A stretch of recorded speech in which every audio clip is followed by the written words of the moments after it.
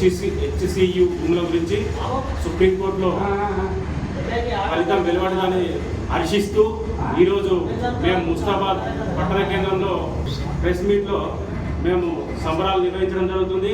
ఎందుకంటే విద్యార్థులు లేనిదే తెలంగాణ రాలేదు. విద్యార్థులు ఉద్యోగం చేస్తేనే ఆ రోజుల్లో కేసీఆర్ తోటి వెంటుండి విద్యార్థులు ఉవ్వెత్తున ఉద్యోగం లేస్తేనే తెలంగాణ వచ్చింది. ఏదైనా ఉద్యోగం విద్యార్థులతోటి అవుతుంది. హెచ్సియు యూనివర్సిటీకి సంబంధించిన 400 ఎకరాల భూమిని ఈరోజు రేవంత్ రెడ్డి అక్రమంగా మన 400 ఎకరాల భూమిని అమ్మడానికి మొత్తం ప్రోక్లైన్లతో సాధ్యించడం జరుగుతుంది.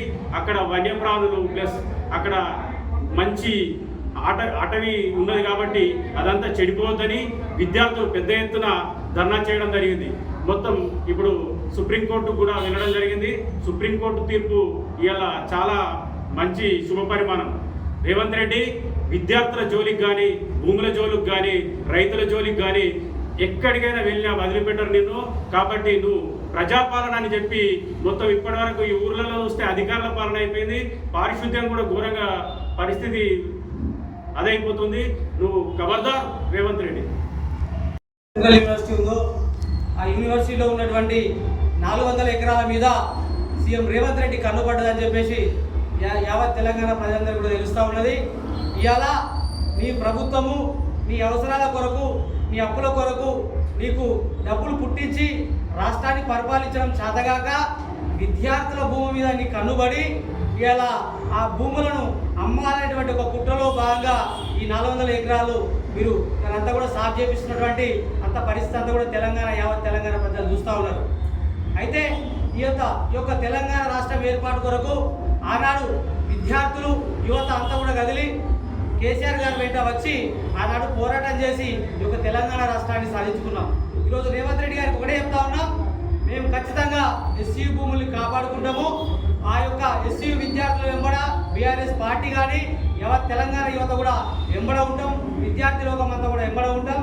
మీరు ఈరోజు అక్రమంగా ఆ భూమిని అంతా కూడా చదువులు చేపించి అందులో ఉన్నటువంటి వన్యప్రాణులన్నీ కూడా మూగజీవాలు కూడా వరుతూ ఉన్నాయి. ఆ ఆర్తనాదాలంతా కూడా తెలంగాణ ప్రజలు చూసుకుంటా బాధపడతా ఉన్నారు వీడియోలలో. ఇలాంటి క్రూరమైనటువంటి పని చేయడానికి నీకు కనీసము ఆలోచన కూడా లేదా అని చెప్పి అంటా ఉన్నాం. నిన్నటి రోజు సుప్రీంకోర్టు కూడా చెప్పింది 16వ తారీఖు వరకు ఆగాలని చెప్పింది. అదేవిధంగా వన్యప్రాణుల పరిరక్షణ చట్టం ఉన్నది. ఆ చట్టంలో ఉన్నటువంటి ప్రకారం కూడా ఈరోజు మీరు చేసినటువంటిది చాలా తప్పు అని చెప్పి చెప్తా ఉన్నాం. అదేవిధంగా అటవీ పరిరక్షణ అనుమతులు తీసుకోవాల్సింది. ఎలాంటి అనుమతులు లేకుండా ఏమి లేకుండా ఆగమేఘాల మీద బుల్డోజర్లు పెట్టి తెల్లని దాకా పొద్దున్న దాకా పని చేయించుకుంటా ఆ అడవినంతా కూడా సాగు చేయించి ఆ యొక్క జాగను అమ్మి ఈరోజు మీరు మూటలు కట్టుకోవాలంటే చేసినటువంటి ప్రయత్నము సుప్రీంకోర్టు కూడా మొట్టికాయలు వేసింది. సిఎస్ గారిని కూడా ప్రశ్నించింది, మీరు ఏం చేస్తా ఉన్నారని చెప్పేసి. ఈరోజు సుప్రీంకోర్టు ఏదైతే చెప్పిందో 16వ తారీఖు దాకా ఆగాలని, ఆ భూముల తెరువు పోవద్దని 1-2 రోజులల్లో 100 ఎకరాలు చెట్లు అని కూడా కొట్టిరు. దాన్ని సుప్రీంకోర్టు కూడా సీరియస్గా తీసుకుంది. 100 ఎకరాలలో భూమిని చదువు చేయడం అంటే మట్టి మాటలు కాదని, అందులో ఉన్నటువంటి వేల చెట్లు కూడా కొట్టేయడం అనేది బాధాకరం అని చెప్పి సుప్రీంకోర్టు అంటా ఉంది. ఈరోజు రేవంత్ రెడ్డి గారికి ఒకటే చెప్తా ఉన్నాం, ఇకనైనా మీరు ఆ భూముల తెరువు పోకండి, ఆ వన్యప్రాణులు కూడా కాపాడండి. ఎందుకంటే మన యొక్క ఆస్తిపాస్తులు కాపాడుకోవాల్సినటువంటి బాధ్యత మనందరిపైన ఉన్నది. ఎందుకంటే రానున్నటువంటి విద్యార్థుల భవిష్యత్ దృష్ట్యా, యువత భవిష్యత్ దృష్ట్యా ఆ భూముల తెరువు పోవద్దని చెప్పి ఈ సందర్భంగా రేవంత్ రెడ్డి కోరుతా ఉన్నాం. లేని పక్షంలో మీరు అదే విధంగా పోయి భూములు వెంబడబడతాం, భూములన్నీ సాగు చేపించి అమ్ముతామంటే మాత్రం వదిలిపెట్టే ప్రసక్తి లేదు. ఇవాళ విద్యార్థులు విజయం సాధించినారు. బీఆర్ఎస్ పార్టీ విద్యార్థులు వెంబడ ఉన్నది. బీఆర్ఎస్ పార్టీ అలానే యువత విద్యార్థులు ఒకమంతా కూడా ఆ యూనివర్సిటీ విద్యార్థుల వెంబడి ఉన్నది. రేపు మళ్ళా మీరు కూడా ఆ భూముల తెరువు రావాలని చూస్తే మాత్రం వారి పక్షాన పోరాటం చేస్తాం. ఆ భూములు మేము కాపాడుకుంటాం.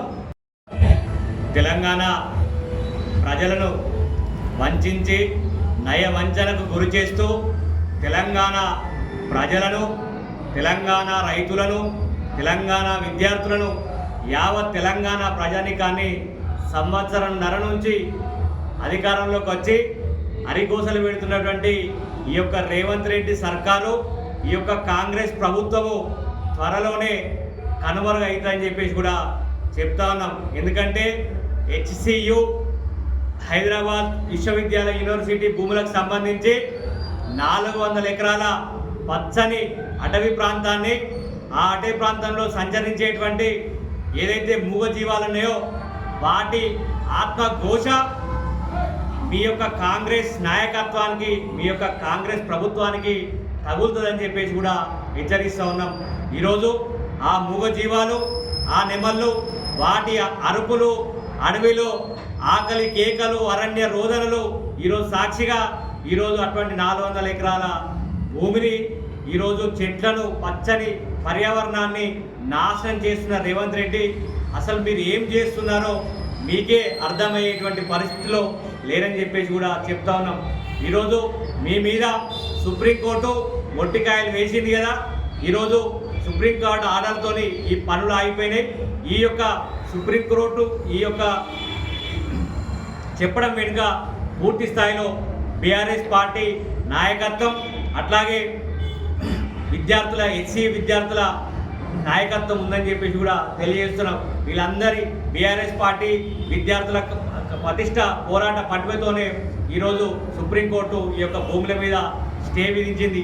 ఇప్పటికైనా పునరాలోచించి కాంగ్రెస్ పార్టీ ఏదైతే ఉందో ఈరోజు అదే ఎస్సీ భూముల్లో ఫుట్బాల్ ఆడి ఈరోజు అక్కడ చదువుకున్నటువంటి విద్యార్థులను ఈ యొక్క ప్రభుత్వం ద్వారా, పోలీస్ యంత్రాంగం ద్వారా ఫుట్బాల్ ఆడుతున్నటువంటి మాట యావత్ తెలంగాణ ప్రజానీకం చూస్తూ ఉంది. తెలంగాణకు నువ్వు ఏదో ఉరగబెడతావు అనుకుంటే, ఏమో చేస్తావు అనుకుంటే, నమ్మితే నట్టేట ముంచినట్టుగా ఈరోజు ప్రవర్తిస్తున్న తీరు ఏదైతే ఉందో దీన్ని తెలంగాణ సమాజం పూర్తి స్థాయిలో ఖండిస్తూ ఉన్నాం. ఈరోజు ఆ యూనివర్సిటీకి సంబంధించిన భూముల విషయంలో పూర్తి స్థాయిలో ఆ విద్యార్థులకు మద్దతుగా ఉంటామని, విద్యార్థులు ఏ పిలిపించినా వారి ఆ పిలుపును విజయవంతం అయ్యేదాకా బీఆర్ఎస్ పార్టీకి సంబంధించిన నాయకత్వం కావచ్చు, పూర్తిగా ఉన్నటువంటి తెలంగాణలో ఉన్నటువంటి యువత కావచ్చు, అట్టి విశ్వవిద్యాలయం భూములకు సంబంధించిన పరిరక్షణ విషయంలో పూర్తి స్థాయిలో ముందుంటామని చెప్పేసి కూడా ఈ కాంగ్రెస్ పార్టీని హెచ్చరిస్తాను. ఇచ్చిన హామీలను నెరవేర్చేటువంటి స్తోమత లేకుండా, నెరవేర్చేటువంటి దమ్ము లేకుండా ఈరోజు మాట దాట వేసి మాటను కప్పిపుచ్చుకునేటువంటి ప్రయత్నం చేస్తున్న రేవంత్ రెడ్డి ఈరోజు నువ్వు ఇచ్చినటువంటి హామీల విషయంలో తెలంగాణ ప్రజానీకం పక్షాన పూర్తి స్థాయిలో నిన్ను దోషిగా నిలబెట్టడానికి మేము సిద్ధమవుతా ఉన్నామని చెప్పేసి కూడా తెలియజేస్తా ఉన్నాం. ఆ రోజు నిరుద్యోగులకు మాయా మాటలు చెప్పి ఈరోజు నిరుద్యోగ వృత్తిస్తా, అట్లాగే మీకు ఉద్యోగాలు కల్పన చేస్తా, ఉపాధి కల్పన చేస్తానంటే నువ్వు ఈరోజు తెలంగాణ యువత పూర్తి స్థాయిలో మోసం చేసినావు. తెలంగాణ నిరుద్యోగ యువతను పూర్తి స్థాయిలో వంచి నిట్టనిలో మోసం చేసినటువంటి తీరు అందరూ తెలంగాణ ప్రయాణికంగా తెలంగాణ యువత చూస్తూ ఉన్నారు. ఖచ్చితంగా నీ మీద రానున్నటువంటి రోజుల్లో ఈ యొక్క ప్రభుత్వం మీద దండయాత్ర చేయడానికి యావత్ తెలంగాణ నిరుద్యోగ యువత సిద్ధమవుతా ఉన్నారు. ఈరోజు నిరుద్యోగులకు ఇస్తానటువంటి నిరుద్యోగ వృత్తి ఏది? ఈరోజు గతంలో టీఆర్ఎస్ పార్టీ ఏదైతే ప్రకటించిందో, కేసీఆర్ గారి నాయకత్వంలో ఏదైతే ఉద్యోగ నోటిఫికేషన్ వేసిందో అవి మీరిచ్చినట్టుగా చూపెట్టుకొని తెలంగాణ ప్రజానీకాన్ని తెలంగాణ యువతను మభ్యపెడతా అంటే ఇక్కడ ప్రజలు చాలా తెలివిమంతులు. ఎక్కడ ఎవరిని ఏ దెబ్బ తీయాలో తెలంగాణ ప్రజానికి పూర్తి స్థాయిలో తెలుసు. ఈరోజు నిరుద్యోగులను మోసం చేసి, విద్యార్థులు మోసం చేసి ఇప్పటి వరకు ఫీజు రింబర్స్మెంట్లో ఎక్కడ ఇచ్చినటువంటి దాఖలాలు లేవు.